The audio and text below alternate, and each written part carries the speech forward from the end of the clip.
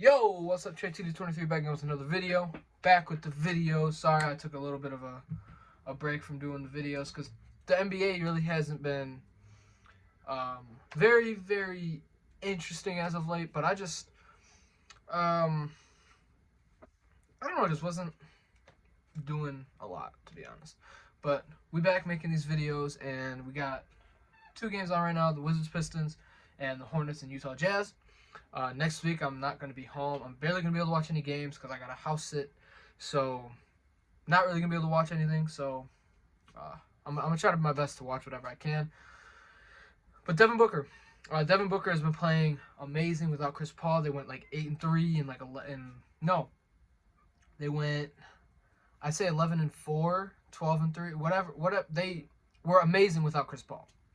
And people are saying he doesn't overwhelm you with the stats, his impact. He's not a three-point shooter like Steph Curry. He's not a dunker like Ja Morant or Zion Williamson. I don't think that matters. Devin Booker should be discussed in the MVP voting. It does not matter. Not a top 10 scorer. That's bullcrap. I'm pretty sure he's a top 10. I'm gonna look. NBA scoring leaders 2022. Let me look. He's not there. He's not there. Where's Devin Booker? Wait, I'm so confused. He's averaging 26, and then James Harden's up here at 22. I'm so confused. This don't make no sense. Okay. Points. I don't know. LeBron and Giannis Durant. Okay. He's number 11. Oh, I'm sorry. He's off by 0.7 points per game. I am so sorry. He is off by 0.7 points per game from being a top 10 scorer. It's ridiculous when I see people say stuff like that. It really makes me mad. Oh, he's not a top 10 scorer. He's at 11. He's off by 0.7. Everyone else is just having great years. LeBron James, 30 points per game. Joel Embiid, Giannis, Durant, Kyrie, pretty much all 30 points per game. Trae Young, pretty much 30 points. Everyone's pretty much averaging 30 points per game. I'm over exaggerating with the Luka, DeMar DeRozan, Ja Morant, Jason Tatum. They're all averaging about 27 to 28 points per game if you round it up. 27 to 28 points per game. But it's really ridiculous how, he's not as impactful. Yes, Chris Paul came and they were good. Devin Booker needed to learn how to win. He had no one on his team that has won. No one on his team has won. They had Tyson Chandler, but Tyson Chandler he's an NBA champion. Don't get me wrong. But he was in his older stages. It wasn't prime Tyson Chandler. It was like a little bit out of his prime, not too far out of it, but a little bit out, and he was already a little bit older. So you can use that argument. He did technically have a winner, but he didn't have a winner. And Devin Booker, the past, I'd say 2 years before this year, they were starting to win a little bit.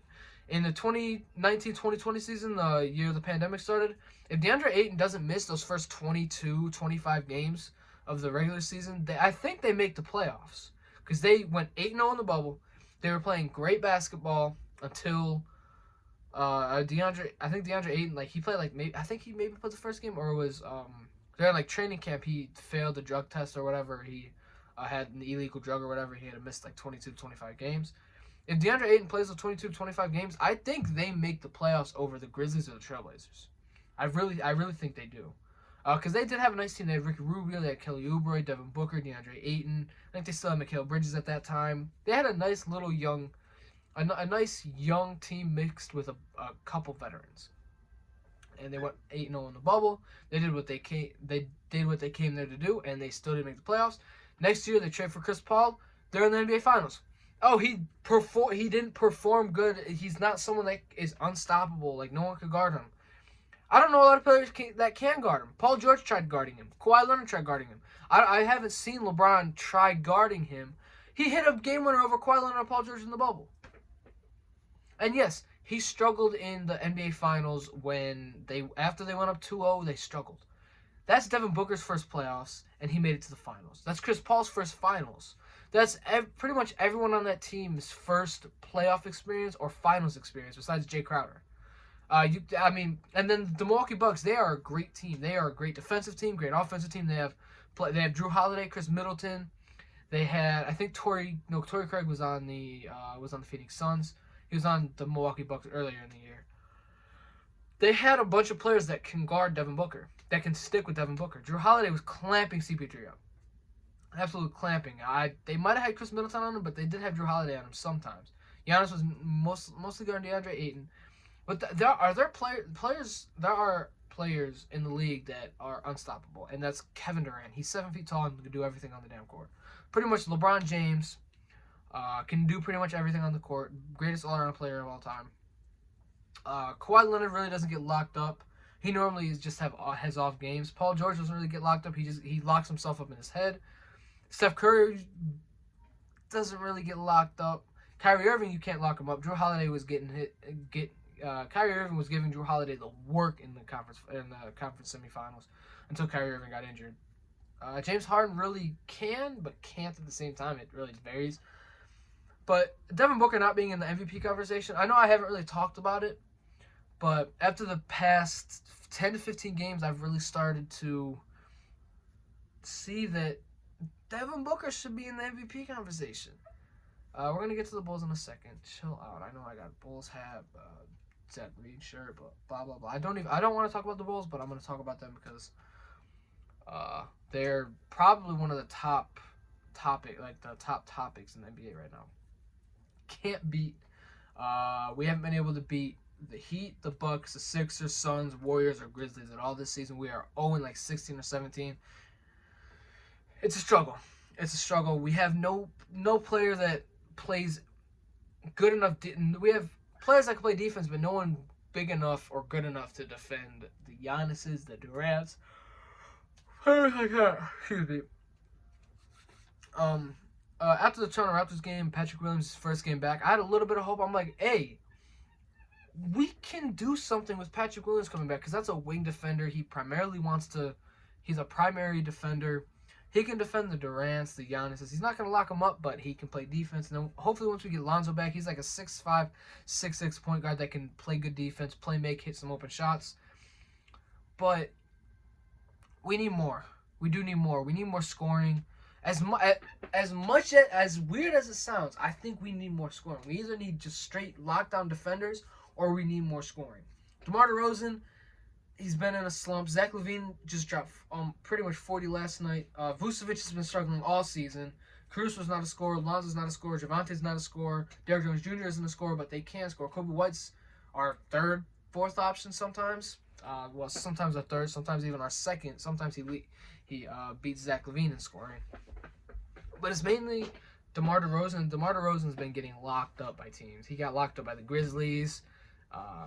He didn't play last night, but, that was a very disappointing loss. I like the Pelicans. I like the Pelicans team. CJ McCollum, Jonas Valanciunas, Herbert Jones, Trey Murphy, Devontae Graham. They have a bunch of nice little team over there. Once they get Zion back, because I think he'll come back because of that video he posted on Instagram. Brandon Ingram will be back. I really think they can knock out the Lakers in the play-in. If they can get Zion back and Brandon Ingram fully healthy, CJ McCollum, Jonas Valanciunas. And I was thinking, they need a defensive point guard. They need a bigger point guard if they're going to have CJ. If the team releases him, cuts him, buys him out, why not go after John Wall? Why not go after former All-Star, former MVP candidate, former Rookie of the Year? Excuse me. Why not go after John Wall?